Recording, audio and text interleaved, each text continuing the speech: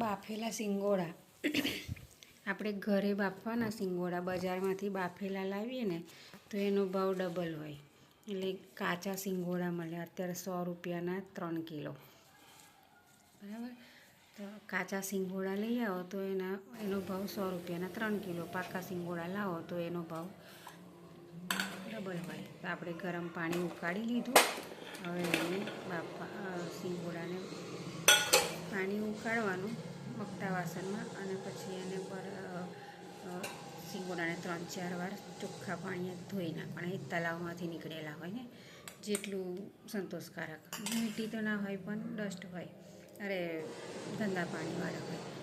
ઉકળતા પાણીમાં સિંગોડા નાખવાના, એને બ્લાન્ચ કરવાના. બ્લાન્ચ કરવાના એટલે 5 વખત ઝપકોડવાના. એમ કોણ તોય ચાલે. અને એવું નહીં કે સીટી મારવાની, કે જાડું છોડું છે એટલે એને સીટી મારો. બફાઈ જાય ત્યારે કેવું થાય તે તમને બતાવ્યું મેં. બફાઈ જાય ને એટલે આ રીતે કાઢી લેવાના પાછા.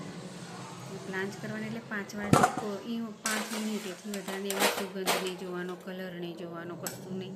100% બફાઈ જાય. ઉકળતા પાણીમાં કશું મીઠું નહીં નાખવાનું, કશું જ નહીં નાખવાનું.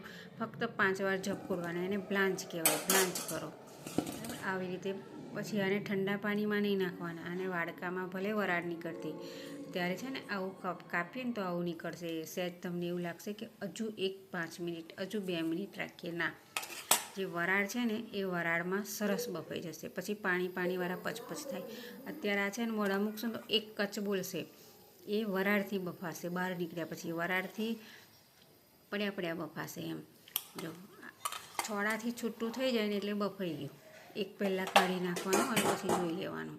તો આવી રીતે ઉકાળીને પછી આ જો વરાળથી આવી વરાળ નીકળતી હોય ને બાઉલમાં રહેવા દેવાનું. કાપો ને એટલે આટલા સરસ થઈ જાય.